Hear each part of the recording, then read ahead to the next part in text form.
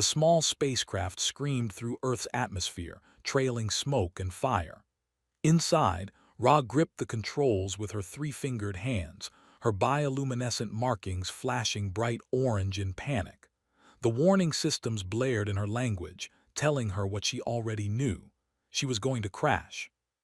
The reconnaissance pod had been hit by something, a piece of space debris maybe, or a malfunction in the old equipment. It didn't matter now. The planet below was covered in white and her sensors showed freezing temperatures. This was bad, very bad. Her people came from warm desert worlds. Cold was death.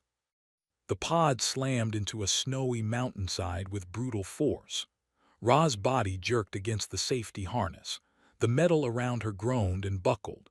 Then everything went silent except for the howling wind outside. She sat there for a moment, breathing hard.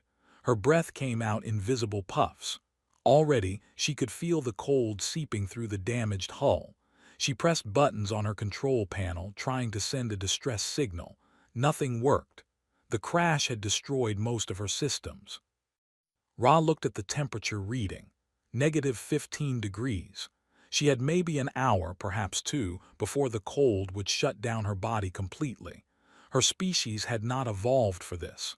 They had evolved under 3 suns, on sand that burned beneath their feet. She forced open the damaged hatch. Snow and wind hit her immediately. She gasped at the shock of it. Her ceremonial armor, designed to look impressive during reconnaissance missions, did almost nothing against the cold. She stumbled out into the blizzard, her legs already feeling stiff. The world around her was white chaos. She could barely see 5 feet ahead. But her scanner, one of the few things still working, showed a heat signature in the distance. A structure. Maybe abandoned, maybe not. She had no choice. Ra pushed through the snow. Each step was harder than the last. Her blue-tinted skin was already taking on a darker shade. Frost formed on her armor. Her people's stories about Earth came back to her. The planet of violent, aggressive beings who killed without mercy. Humans. She had seen the surveillance footage during her training. Humans fighting each other. Humans hunting animals. Humans destroying their own cities with weapons. Her commanding officer had been clear: avoid direct contact at all costs. Humans were unpredictable and dangerous. But the cold was worse than any human could be. The cold was killing her right now. She finally reached the structure. It was made of wood and stone, sitting alone in the wilderness. A cabin. Smoke came from a chimney. That meant heat. That meant life. Ra tried the door. Locked. She looked around, her movements getting slower. A window. She picked up a rock with trembling hands and broke the glass. The sound was loud in the quiet snow. She waited, expecting someone to come. No one did. She climbed through the window, cutting her arm on the remaining glass. She didn't care. The inside of the cabin was warm. Wonderfully, beautifully warm. She stumbled toward the fireplace and collapsed in front of it. For several minutes she just lay there, letting the heat soak into her body. Her markings slowly changed from distress orange to a calmer blue. She could think again. She could move again. Ra looked around the cabin. It was small but well kept. There was a kitchen area, a table with 2 chairs and doors leading to other rooms. Supplies lined the shelves. Food in containers. Tools hanging on walls. This place was definitely lived in. She found blankets and wrapped herself in them. She found water and drank it. Her training told her to search the place, to gather intelligence, to prepare for combat if the human returned. But she was so tired. The crash, the cold, the fear had drained everything from her. She sat by the fire, her weapon resting on her lap. It was a standard energy pistol capable of stunning or killing. She checked its charge. 50%. Enough. An hour passed, maybe 2. Ra felt herself getting drowsy. The warmth was making her sleepy. She shook her head, forcing herself to stay alert. She was in enemy territory. She had to stay ready. That's when she heard it. Footsteps. Heavy boots crunching through snow outside. Ra jumped to her feet, her weapon raised. Her heart pounded. Every nerve in her body screamed danger. The footsteps came closer. They walked around the cabin, approaching the back door. A human was coming. A real human. The door opened. A man entered, carrying an armload of firewood. He was tall, wearing a heavy coat covered in snow. His dark hair was wet from the weather. He had the strong build of someone who worked with his hands. He looked down at the wood in his arms, shaking off the snow. Then he looked up and saw her. They both froze. Ra's weapon trembled in her grip. Her markings flashed orange again. Every instinct told her to fire to protect herself. The man was bigger than her, stronger. She had seen what humans could do. But the man didn't move. He just stood there, holding his firewood, staring at her with wide eyes. His face showed surprise, yes, but not anger. Not the rage she had been trained to expect. Slowly, very slowly, the man bent down and set the firewood on the floor. He straightened up and raised both hands, palms facing her. The universal gesture of peace. Or was it a trick? Ra's weapon stayed pointed at his chest. Her arm ached from holding it steady. She spoke in her own language, ordering him to stay back, to not move. But he didn't understand. He just kept his hands up and said something in a language she didn't know. His voice was calm, soft, even. He took a step toward her. Ra fired a warning shot. The energy blast scorched the wall beside him, leaving a black mark on the wood. The man flinched but didn't run, didn't attack. He just stopped moving and kept his hands up. Then he did something strange. He pointed at the fire, then at her, then wrapped his arms around himself and pretended to shiver. He was asking if she was cold. He was concerned about her.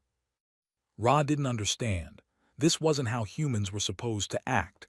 They were supposed to be violent, territorial, aggressive. Her weapon felt heavy in her hand. The charge indicator blinked, 40%, 30. The crash had damaged it more than she thought, 20%, 10.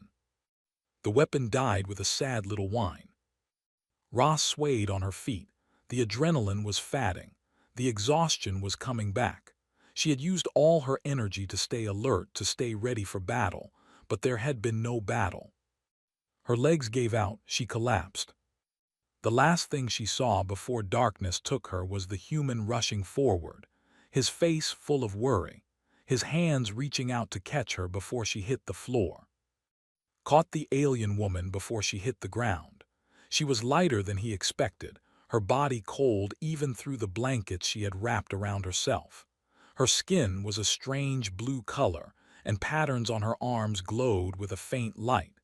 He had never seen anything like her. He lowered her gently to the floor near the fire. His mind was racing. An alien, a real alien in his cabin. He should call someone. The military, the government, someone who knew what to do with this situation. But she was clearly sick, or hurt, or both. The frost on her strange armor told him she had been out in the storm. Her breathing was shallow and fast. Her skin felt wrong, too cold, like touching ice. Had spent 10 years in the military. He had seen injured people before. Species didn't matter when someone was dying. The basic rules were the same: warmth, fluids, rest. He pulled more blankets from the closet and wrapped her carefully. He moved her closer to the fireplace, but not too close. Too much heat too fast could be dangerous. He had learned that during winter survival training. The alien woman's eyes moved under her eyelids. She was dreaming, or having a nightmare. Her markings flashed from blue to orange and back again, wondered what the colors meant. He looked at the scorch mark on his wall where she had fired at him. The weapon lay on the floor beside her, its lights dark and dead. He picked it up carefully. It was surprisingly heavy, made of a metal he didn't recognize. He set it on the high shelf where she couldn't easily reach it when she woke up. Added more wood to the fire. Then he went to the kitchen and heated water. He found packets of soup, the kind with lots of salt and nutrients, good for people in shock. Would it work for aliens? He didn't know, but it was worth trying. While the soup heated, he studied his unexpected guest. She was humanoid with 2 arms and 2 legs, but the similarities ended there. Her hands had 3 fingers and a thumb. Her face was more angular than a human's, with larger eyes that had no visible whites. Her hair, if it was hair, fell in thin strands like silver threads. She was wearing what looked like ceremonial armor, all curves and decoration. Not practical for cold weather, not practical for much of anything, really. Which meant she hadn't planned to be here. This was an accident. The soup started bubbling, poured it into a cup and let it cool. He sat down near the alien, keeping a respectful distance. Outside, the storm continued to rage. The wind howled around the cabin. They would be stuck here together for at least a day, maybe more. He thought about his sister. She loved science fiction movies. She was always talking about what she would do if aliens were real. She would lose her mind if she knew one was currently passed out in his cabin. The alien woman stirred. Her eyes opened slowly. They were completely golden with no pupil he could see. Those strange eyes found him and she went rigid with fear. Didn't move. He kept his hands visible, resting on his knees. He spoke in Korean, his voice quiet and calm. He told her she was safe. He told her he wouldn't hurt her. He knew she couldn't understand the words, but maybe she would understand the tone. The alien woman sat up quickly, too quickly. She swayed, her hand going to her head. Her eyes darted around the room, looking for her weapon. When she didn't see it, her markings flashed bright orange. Pointed to the shelf where he had put the weapon. He made no move to get it. He just showed her where it was. Then he held out the cup of soup, offering it to her. She stared at the cup like it might explode. Her whole body was tense, ready to run or fight. Set the cup down on the floor between them and slid it toward her. Then he sat back, hands open and empty. Minutes passed, the fire crackled, the wind howled, neither of them moved. Finally, the alien woman reached out and took the cup. She sniffed it suspiciously. Then she took a tiny sip. Her eyes widened slightly. She took another sip, then another. She drank the whole cup quickly. Smiled and nodded. He went to get more soup. When he returned, the alien woman was standing, backed into the corner farthest from him. She looked like she wanted to run but had nowhere to go. He set the new cup of soup on the table, far enough that she would have to leave her corner to get it. Then he went to the other side of the room and sat down at his desk. He pulled out a piece of paper and a pencil. The alien woman watched him with those unblinking golden eyes. Slowly, carefully, she moved to the table and took the soup, but she didn't drink it yet. She was watching him draw. Drew a simple stick figure. He pointed to himself. He said clearly. He tapped the stick figure. The alien woman tilted her head. Her markings had faded to a light blue, calmer than before. He drew another stick figure, this one with 3 fingers. He pointed at her and pushed the paper toward her. She looked at the paper for a long time. Then hesitantly she pointed to herself. "Ra," she said. Her voice was strange, musical in a way human voices weren't. Repeated it, probably butchering the pronunciation. "Ra." She made a sound that might have been amusement or exasperation, but some of the fear left her face. They spent the next hour trying to communicate. Drew pictures, the cabin, the fire, food, water. Ra watched and slowly began to respond. She pointed at things and made sounds, tried to repeat them, making her markings flash in what he hoped was amusement rather than offense. He learned that she understood pointing and gestures. He showed her the spare bedroom, opening the door and gesturing that she could sleep there. He showed her the bathroom, miming how to use the sink. Modern plumbing seemed to confuse her, which was oddly reassuring. At least human technology could still surprise someone. Ra remained cautious. She never turned her back on him. She kept distance between them.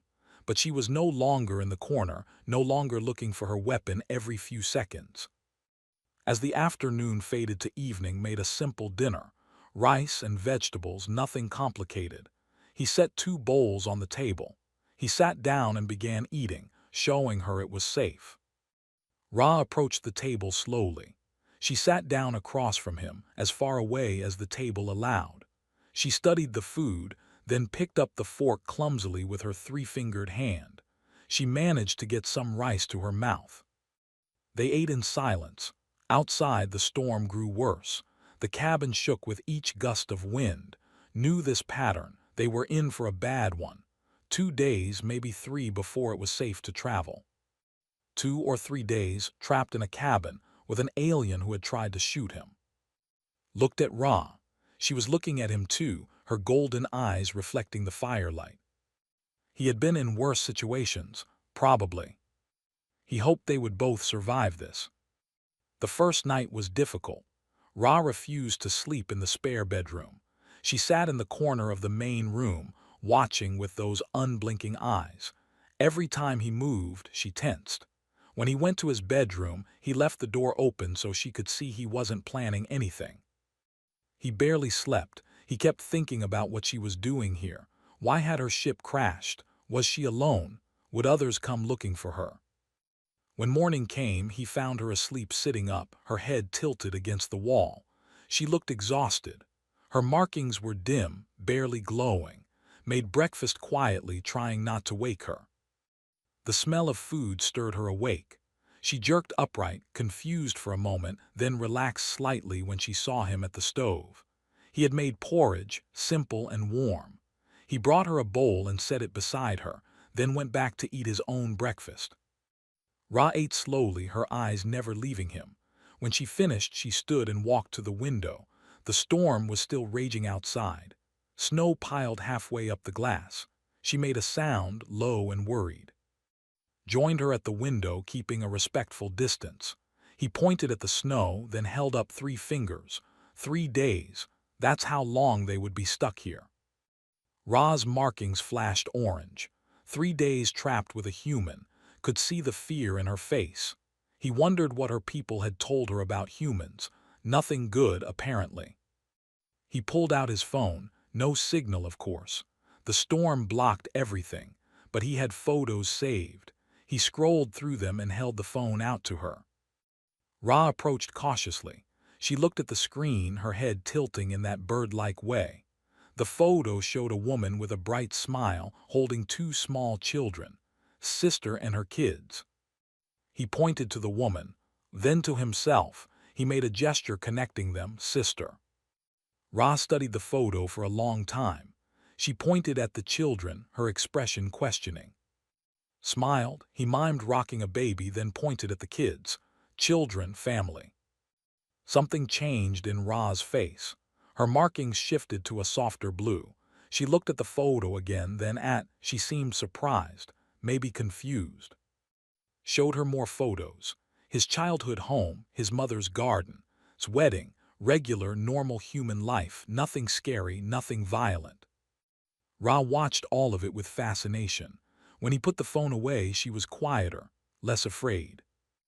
The day passed slowly. Did his normal cabin chores while Ra watched. He showed her how he chopped wood, how he maintained the fire, how he checked the supplies. Everything was practical, necessary for survival, nothing threatening. In the afternoon, noticed Ra shivering again. The cabin was warm, but she kept moving closer to the fire. Her species really didn't handle cold well. He pulled out an extra thermal blanket, one of the good ones he saved for emergencies. He held it out to her. Ra stared at him, then at the blanket. She didn't take it. She seemed suspicious of the offer. Draped it over the chair near her and walked away. He went to make tea, giving her space. When he looked back, she had wrapped the blanket around herself. Her markings glowed a little brighter. That evening their communication got better. Drew more pictures. He taught her basic words: fire, water, food, safe, danger. Ra was a quick learner. She started pointing at things and waiting for him to name them. She tried to teach him her words too, but the sounds were difficult. Her language had tones and pitches that human throats couldn't quite make. But he tried, and she seemed to appreciate the effort. Her markings would flash lighter blue when he got close to the right sound. On the second morning, something changed. Woke to find Ra in the kitchen. She had made tea, badly, but she had tried. She held out a cup to him, her movements uncertain. Took it with a smile and drank it, even though it tasted terrible. Too many tea leaves steeped too long, but the gesture meant something. She was trying to repay his kindness. He showed her how to make it properly. They stood together at the counter, and he guided her through the steps. She watched carefully, her golden eyes focused on every detail. When the tea was ready, they sat at the table together. Not on opposite ends this time, just a normal distance apart. They drank their tea and watched the snow outside. Later that day, was working on repairs to a broken cabinet when Ra approached him. She pointed at the tools, then at herself. She wanted to help. He was surprised but handed her a screwdriver. She studied it, figured out how it worked, and started helping. Her three-fingered hands were actually better at reaching into tight spaces than his were. They worked together in comfortable silence. When the cabinet was fixed, Ra's markings were bright blue, almost happy. That afternoon, something happened that changed everything. Heard a sound outside, a scratching at the door. He opened it carefully and found a snow hare, half frozen, trying to get inside. He brought the small animal in gently. It was barely alive, its breathing shallow. He wrapped it in a cloth and set it by the fire. Ra watched with wide eyes as tended to the creature. He gave it water from a dropper. He warmed it slowly. He spoke to it in soft tones like it could understand. The hare survived. After an hour, it was moving again. When it was strong enough, took it to the door and released it back into the wild. It hopped away into the snow. Ra stared at him. Her markings were flashing rapidly, colors he hadn't seen before. She spoke in her language, questions pouring out. She pointed at the door where the hare had gone, then at herself. She was trying to understand.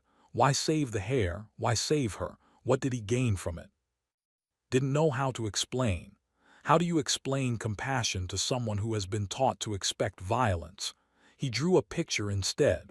A human and an alien standing together, not fighting. Ra looked at the picture for a very long time.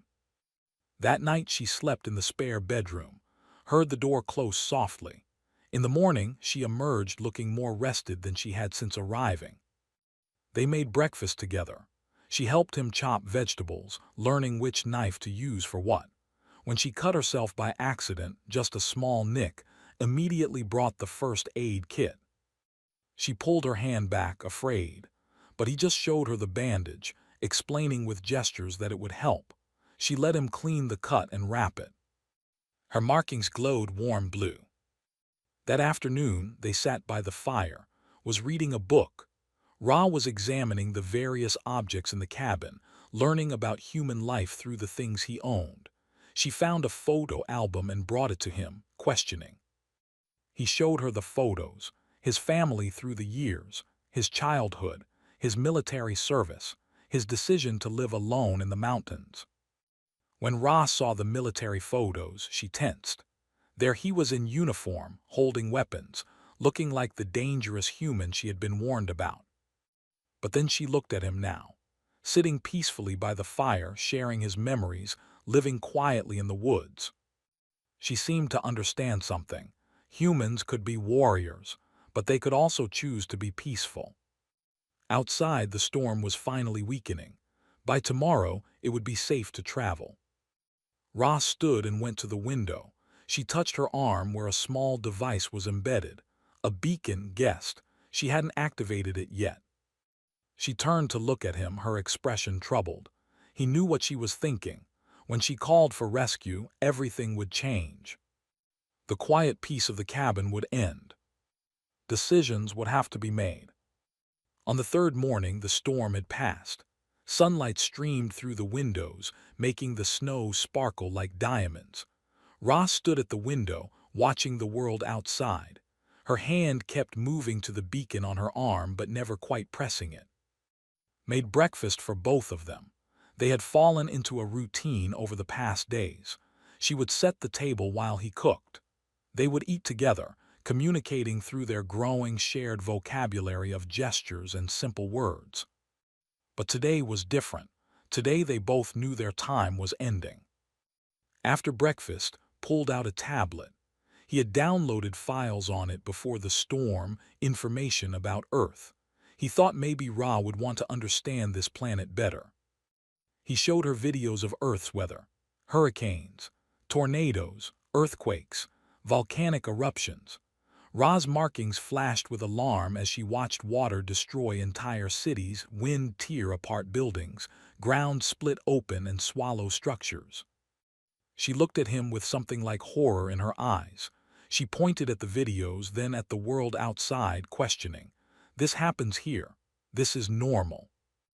Nodded, he showed her more. Temperature maps showing how Earth swung from deadly cold to deadly heat. Ocean depths that would crush metal. Mountains high enough that breathing became impossible. Deserts where nothing lived. Forests full of predators. Ra watched it all. Her hands trembled slightly. She spoke in her language, words that sounded like disbelief. Then showed her videos of humans living through all of it. People surviving hurricanes. Communities rebuilding after earthquakes. Explorers crossing deserts and climbing mountains. Humans swimming in oceans and living in frozen tundra. Ra's expression changed from horror to confusion to something like understanding. She pointed at herself, at her blue skin and dim markings, then at him, then at the videos of Earth's harsh environments. She was starting to get it.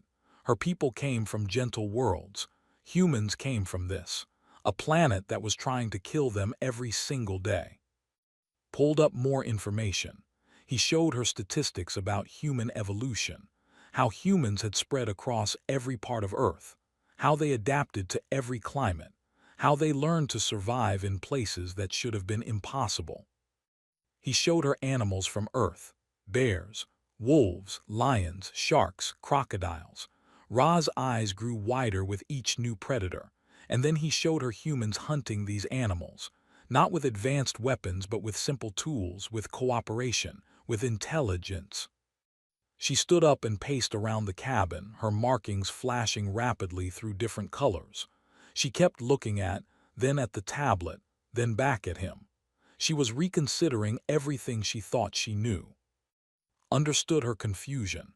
To her, he probably seemed gentle, kind, not dangerous at all. But he had survived 10 years in the military. He could hunt. He could fight. He could kill if he needed to. He just chose not to. That was the part that confused her, the choice. In the afternoon, Ra pulled to the table. She took the paper and pencil and started drawing. Her artistic skills were better than his. She drew her home world, 3 suns in the sky, flat sandy landscapes, structures that looked like crystals growing from the ground, peaceful, beautiful, safe. Then she drew Earth. She drew the storm, the cold, the dangerous animals. She drew it like a nightmare world. She pointed at herself, at her people's drawing, then at Earth's drawing. Her meaning was clear. Why would anyone choose to live here? Thought about how to answer. He took the pencil and added to her Earth drawing. He drew people together helping each other. He drew families, communities. He drew houses and farms and cities, all built to withstand Earth's dangers. He drew humans not as victims of their world but as partners with it, learning from it, growing stronger because of it. Ra studied the drawing for a long time. Then she drew something new. She drew ships, many ships. She drew her people in those ships coming to Earth. She looked at her expression worried. He understood. She was here as a scout. Her people were planning to come here, maybe to invade, maybe to colonize. She was supposed to report back about whether humans were a threat. Felt his chest tighten. He had expected this, but seeing it drawn out made it real. He took the pencil and drew more. He drew humans defending their planet, not attacking, not invading, but defending. He drew the outcome, alien ships damaged or destroyed.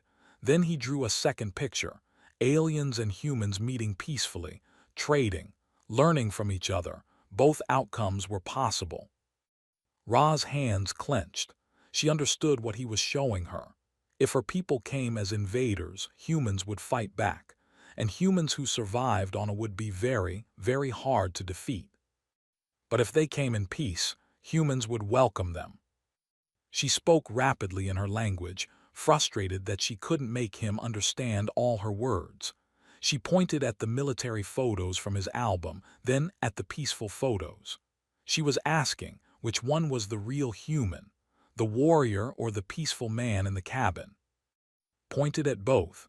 Then he mimed fighting, his face hard. Then he mimed sitting peacefully, his face soft. He pointed at himself for both. He was both. All humans were both. Ra sat down heavily. She put her face in her hands, her markings dimmed to almost nothing. Made tea and brought her a cup. She took it automatically, drinking without really tasting. He sat across from her and waited. Finally she looked up. She drew another picture. This time she drew herself. In the picture she was standing between two groups, her people on one side, humans on the other. She was alone in the middle. Understood. She had to make a choice. Report the truth and maybe prevent a war, or follow her orders and report what her people expected to hear. He showed her more videos, human art, music, children playing, people laughing, celebrations from different cultures, the beauty of humanity alongside its strength. Ra watched all of it with tears forming in her golden eyes. Yes, aliens could cry. Hadn't known that. She pointed at the videos, then at herself. She seemed to be asking, why didn't her people show her this? Why only show the violence? Didn't have an answer. Maybe her leaders were afraid. Maybe they wanted their people to hate humans so invasion would be easier. Maybe they didn't know this side of humanity existed. As the sun began to set, Ra stood and walked to the window. She looked out at the forest, now peaceful and beautiful in the evening light. The same forest that had nearly killed her 3 days ago. She turned too. She placed her hand on her chest, then pointed at him. Then she made a gesture, bringing her hands together, intertwining her fingers. Gratitude, connection, understanding. Nodded, he felt it too. 3 days ago they had been strangers, separated by fear and misunderstanding. Now they were something else. Not quite friends, not yet, but not enemies either. Ra touched her beacon. Her expression was troubled, knew what that meant. Tomorrow she would call her people. Tomorrow their time together would end. He went to the kitchen and made a final dinner for both of them. Something special, using his best supplies. If this was their last evening, it should be a good one. They ate slowly, savoring the food and the quiet company. Outside, the first stars were appearing. Earth's single moon rose over the mountains, bright and clear. Ra stared at the moon for a long time. On her world there were 3 suns but no moon. This must be strange for her, beautiful but strange. After dinner they sat by the fire, played music from his phone, classical pieces, folk songs, modern melodies. Ra listened to all of it, her markings pulsing gently with the rhythms. When it was time to sleep, Ra didn't go to her room right away. She stood in front of and spoke in her language. He didn't understand the words, but he understood the meaning. Thank you for everything. He nodded. You're welcome, he said in Korean, knowing she wouldn't understand, but hopping the tone said enough. She went to her room and closed the door. Sat by the fire a while longer, knowing that tomorrow everything would change. Either for better or for worse. The 4th morning arrived too quickly. Woke to find Ra already up, standing by the window. Her hand rested on the beacon. She hadn't activated it yet, but she would soon. She had to.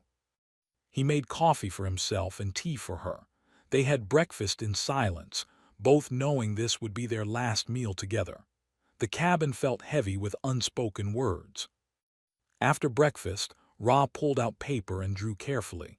She drew a landing site about 2 miles from the cabin. She drew herself walking there. She drew a ship coming to get her. Then she looked at with a question in her eyes. Would he try to stop her? Would he call his people? Would he make this difficult?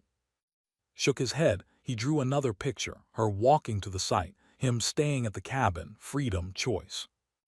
Ra's markings flashed bright blue. relief, and maybe sadness. Went to his storage room and returned with a backpack. He filled it with supplies, food that wouldn't spoil, water bottles, a warm jacket that might fit her if she adjusted the arms, a compass and a map with the route marked, extra batteries for light. Ra watched him pack with growing confusion. This wasn't how enemies behaved. This wasn't even how strangers behaved. This was how you treated someone you cared about. He zipped up the backpack and set it beside her. Then he pulled out one more thing, a small photo, one of the ones from his album. It showed and her children, all of them smiling. He placed it in Ra's hand. She looked at the photo, then at him questioning. Pointed at the photo, then at her. He wanted her to keep it, to remember that humans were more than what her people's propaganda had taught her. They were families. They were people. They were capable of kindness. Ra's hands trembled. She carefully tucked the photo into a secure pocket in her armor. She nodded, her markings glowing softly. Then she did something unexpected. She removed a small metal pin from her armor. It was decorated with symbols, probably from her family or her unit. She pressed it into his hand and closed his fingers around it. A gift, a memory, a thank you. They stood there for a moment, two beings from different worlds, connected by 3 days of unexpected kindness. Ra shouldered the backpack, walked with her to the door. The snow outside was deep but manageable. The sun was bright. It was a good day for a journey. At the door, Ra turned back. She spoke in her language, words couldn't understand but could feel. Then she said one word in his language, carefully pronounced. Friend. Smiled. Friend, he agreed. She pressed the beacon on her arm. A soft blue light started pulsing. The signal was sent. Her people would come. Ra stepped out into the snow, watched her walk away, following the path he had marked on the map. She turned back once, raising her hand in farewell. He raised his hand back. Then she disappeared into the trees. Stood in the doorway for a long time after she was gone.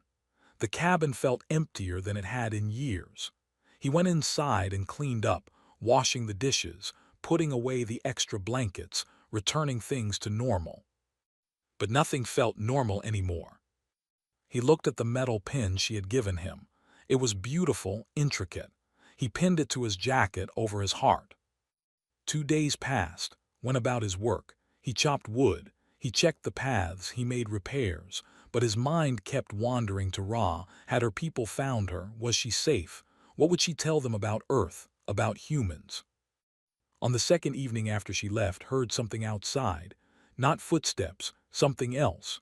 A humming sound, low and powerful. He grabbed his binoculars and went to the window. In the sky, he could see lights. A ship, not human design. It was hovering over the forest where Ra had gone. His heart pounded. This was it. First contact, or the beginning of an invasion. Everything depended on what Ra had decided to report. The ship stayed for almost an hour. Then it rose higher and shot into the sky, faster than anything had ever seen.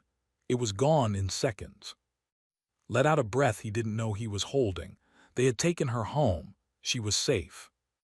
But what came next? Weeks passed, heard nothing. No government alerts, no news of alien contact, no invasion fleet, nothing. He went back to his routine. Winter deepened. More storms came and went. He split his time between the cabin and checking in with the park service. Life continued as it always had. But checked the news every day. He watched the sky every night. He waited. 2 months after Ra left, on a clear, cold morning, was outside chopping wood when he noticed something strange in the snow. Symbols, burned into the white surface, too precise to be natural. He approached carefully. The symbols were in Ra's language, but below them was a translation in English. Someone had used technology to create this message, probably from orbit. The message was simple. Thank you for showing me what humanity truly means. Your kindness has been reported. Your strength has been noted. We will not come as invaders. We will not underestimate you. When we return, it will be as friends. The Empire remembers, I remember. Ra. Read it 3 times. Then he sat down in the snow and laughed. It was the laugh of someone who had been holding tension for weeks and could finally let go. She had done it. She had told them the truth.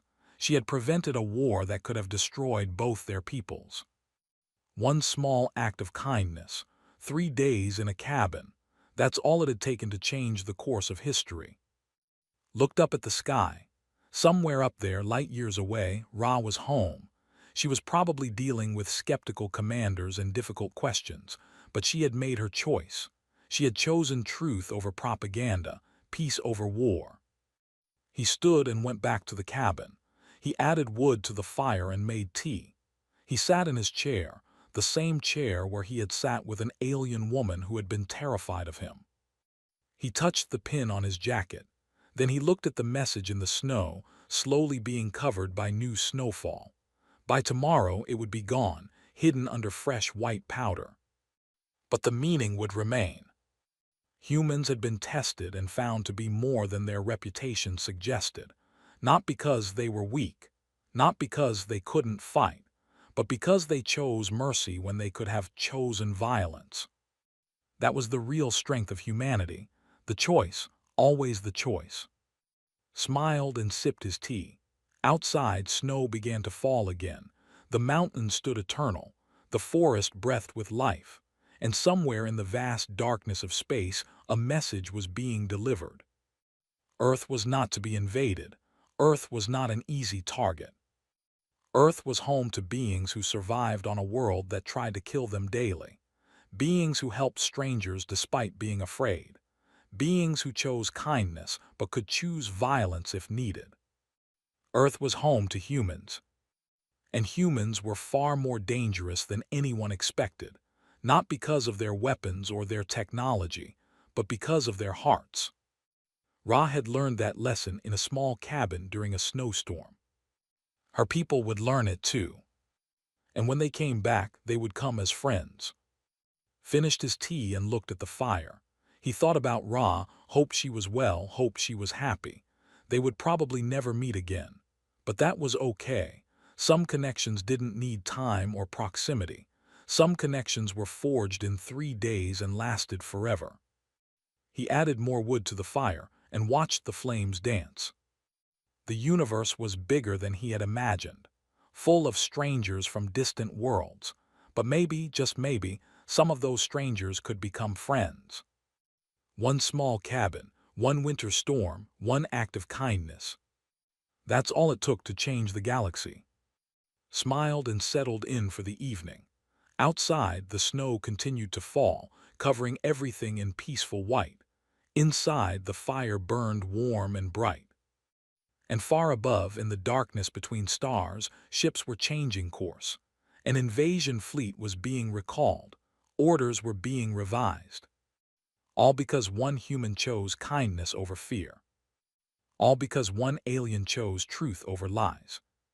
Sometimes the smallest choices make the biggest differences. And sometimes, just sometimes, the universe rewards those who choose compassion. The fire crackled, the snow fell, and in a small cabin in the mountains, a man sat alone, no longer lonely, knowing he had helped save 2 worlds from a terrible war. It was enough. It was more than enough. It was everything.